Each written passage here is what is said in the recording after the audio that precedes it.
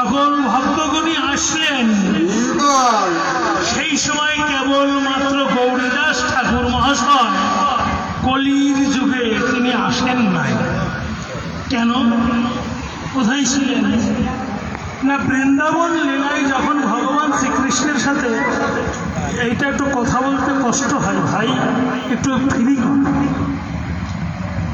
তা বৃন্দাবন লীলায় যখন ভগবান শ্রীকৃষ্ণের আর শ্রীরামের সঙ্গে লোকচুরি খেলা হয়েছিল, গৌরীদাস ঠাকুর পূর্বে ছিলেন। হ্যাঁ, এরকম হলে হয়। আর একটু যদি করতে পারো ভালো, এখন একটু হচ্ছে। যাই হোক, তা পূর্ব লীলায় ছিলেন হলো শ্রীরাম সখা। শ্রীরাম আর কানাই দুইজন মিলে বৃন্দাবনে লোকচুরি খেলা খেলেছিলেন। কোথায় না? গিরি গোবর্ধন পর্বতে। তখন খেলায় দুইজনের হার জিত চুক্তি ছিল যে আমি যদি হেরে যাই তোকে কাঁধে চড়াবো, তুই যদি হেরে যাস তাহলে আমাকে তুই কাঁধে করে। মানে দুইজন লোকাবে, একজন অপরজনকে খুঁজে বের করতে হবে। এটাই ছিল খেলার শর্ত। শর্ত অনুযায়ী প্রথমে কানাই লুকিয়েছে, শ্রীরাম খুঁজে বের করেছে। এবার শ্রীরামের লুকাবার কথা, তো একটা গণ্ডি ছিল যে এই সীমানার বাহিরে কেউ আমরা যেতে পারবো না, সীমানার মধ্যে থেকেই লুকাবে। তাহা শ্রীরাম কি করলেন? যেতে যেতে গণ্ডির বাহিরে গিরি গোবর্ধন পর্বতের গুহার মধ্যে গিয়ে লুকিলেন। ওখানে লুকায়ে দুই হাত জোর করে জপ দিচ্ছে, কানাই যেন আমায় পায় না, কানাই যেন আমায় পায় না। এখন বলেন, কৃষ্ণ অন্তর্যামী ভগবান, তিনি অন্তর জগতে দেখতে পারলেন শ্রীরাম বলছে কানাই যেন আমায় পায় না। তো যে ভক্ত আমাকে চায় না, আমি সেই ভক্তের নিকটে যাই না। কি করলেন? তিনি শ্রীরামকে রেখে খেলা শেষ করে চলে আসলেন। কোথায়? বৃন্দাবন লীলা সাঙ্গ করে তিনি গেলেন সেই প্রভাস করে।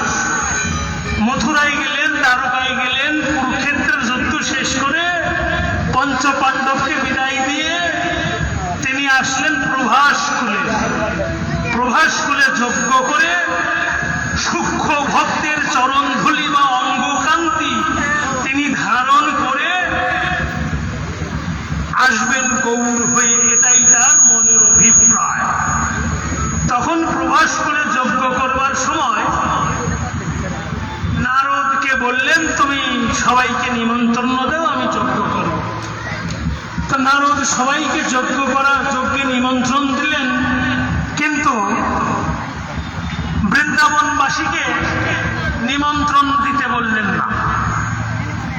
এটা ভগবান শ্রীকৃষ্ণের একটা লীলা।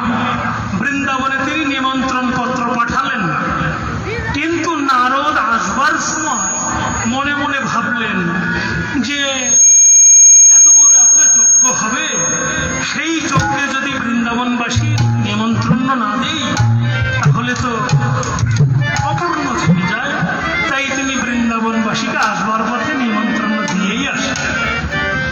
তো সবাই আসলেন। মা যশোদা, পিতানন্দ, উপানন্দ, 16,000 গোপীগণ, তার মধ্যে প্রধান গোপী হলেন আমার শ্রীমতী রাধারানী, তিনিও আসলেন। এসে সেইখানে যজ্ঞ হলো। একটি পদ্ম আছে, সেই পদ্মের সমান সমান যে হবে, এক পাল্লায় একটি পদ্ম আর এক পাল্লায় ভক্ত পরীক্ষা হবে। সেই পদ্মের সমান সমান যে হবে তার পায়ে অর্ঘ্য দিয়ে তার অঙ্গকান্তি ধারণ করে তিনি আসবেন।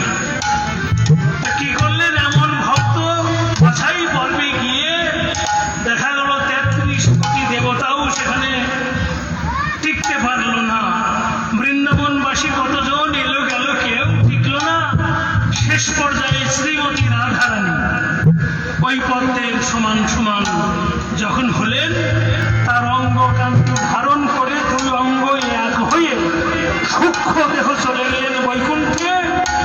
আর একটা শক্তি গদাধর রূপে আসলেন, আর অঙ্গকান্তি ধারণ করে তিনি নিজে ভক্ত হয়ে শ্রীবাস অঙ্গ নিয়ে এসে নবদ্বীপে অবতীর্ণ হলেন। কিন্তু ওই যে শ্রীরাম সখা ওখানে আটকা পড়েছিল, সে আর আসতে পারল না। সকল ভক্তই এলো সঙ্গে, শ্রীরাম আসতে পারল না। তখন এই জগতে যদি কারো বিচারে সাজা হয়, সাজার মেয়াদ শেষ হলে জেলার তাকে আর ধরে রাখতে পারে না, তখন তাকে ছেড়ে দেয়। তো শ্রীরামের একটি সাজা হয়েছিল, যেদিন বিরজার কুঞ্জে আমার বল্লভ দিয়েছিল, আমি শটে বলে যাই, সেই দিন শ্রীরামকে রাধারানী অভিশাপ দিয়েছিল যে 100 বছর তোর কৃষ্ণ সখা ছাড়া হয়ে থাকবে। সেই অভিশাপ লেগেছিল। আজ সেই অভিশাপ সমাপ্ত হয়েছে। ওই পর্বতের উপর দিয়ে হরগৌরী ভোজন যাচ্ছে, বাতাসে ভেসে আসছে, কানাই যেন আমায় পায় না। মায়ের জাত পার্বতী তো, তাই শিব ঠাকুরকে বললেন, প্রভু এইখানে রথ স্থাপন করো, আমি দেখতে চাই এই বৃন্দাবনী তো কৃষ্ণ নাই, তবে কানাই কানাই বলে কে ডাকে, আমি দেখতে চাই। দেবাদিদেব বলছে, দেখো ছাড়ো সব, কে না কে কোন জায়গায় বসে কি করছে, তুমি কি দরকার আছে, চলো যাই। বলে না, আমি মা, কোন সন্তানের ডাক শুনে কোন মা বসে থাকতে পারে?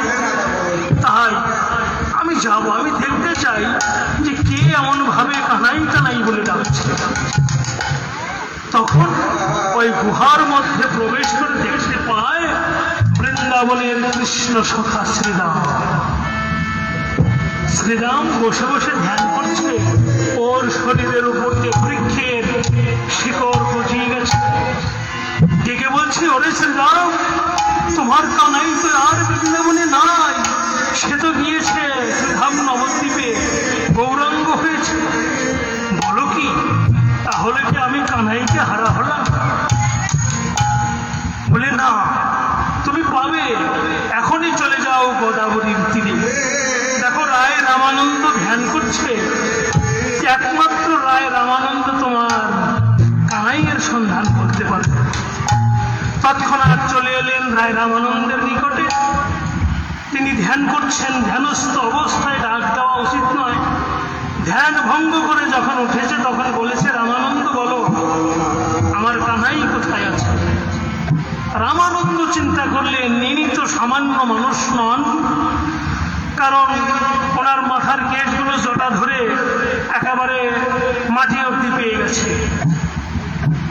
4-5 তলা সমান মানুষ, মানে দাপর যুগের মানুষ ছিলেন যার যার হাতে 14 হাত লম্বা, আর আমরা কলি যুগের মানুষ 3.5 হাত লম্বা, তাহলে 4-5 তলা সমান হবে। ইনি কোন মানুষ?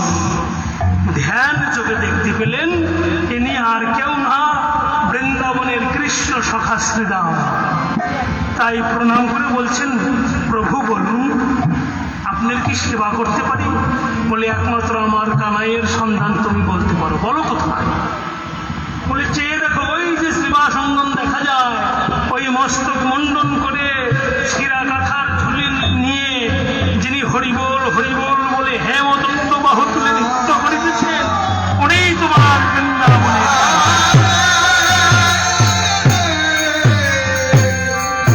তখন শ্রীরাম গিয়ে গৌর সুন্দরকে জড়িয়ে ধরে বলছে, ওরে ভাই কানাই, তুই কেন আমাকে ছেড়ে চলে এসেছিস বল?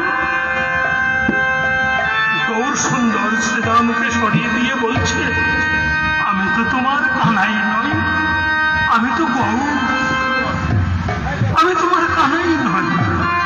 বলে, না ভাই কানাই, তুই সব পরিবর্তন করেছিস, বাঁকা নয়ন পরিবর্তন করতে পারিস নাই? তোর নয়ন বলে দিতেছে তুই আমার বৃন্দাবনের তনাই। বল ভাই, কেন পালিয়ে চলে এসেছিস? আমাকে কেন সঙ্গে আনিস নাই? বলছে দেখ, তোর চরণের তলায় আছে ধ্বজবজ্রাঙ্কুশের চিহ্ন। একমাত্র আমি জানি তোর সখা হিসেবে। অমনি চরণ তুলে দেখতে পায় ভগবানের ভগবত্ব চিহ্ন।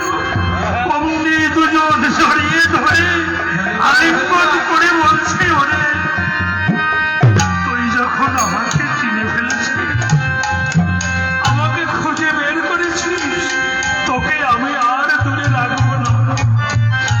তখন তাকে কৃপা করে কলিযুগের মন্ত্র পড়ে যখন মস্তকে হাত দিয়েছে, কলিযুগের 3.5 হাত মানুষ পেয়েছে।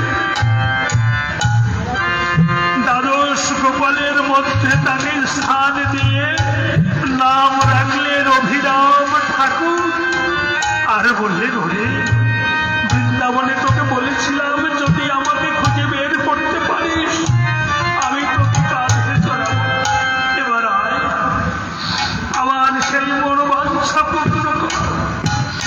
ভগবান ভক্তকে কাঁধে চড়িয়ে ভক্তির যুগল চরণ ভগবানের বক্ষে ধরে আজ ভগবান কেঁদে কেঁদে বলছে, আমার তাপিত অঙ্গ সীতা, আমি শীতল করি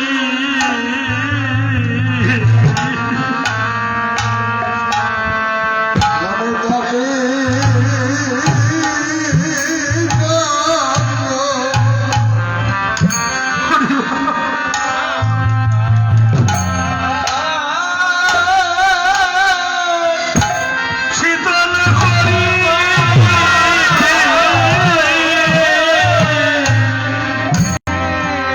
আমার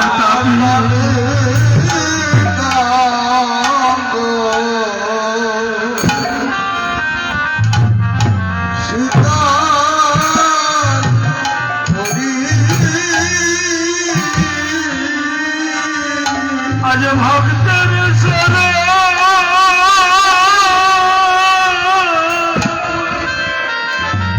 আমার বক্ষে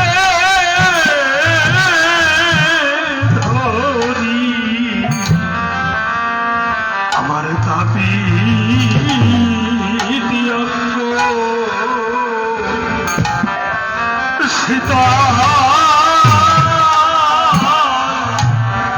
শীতল করি।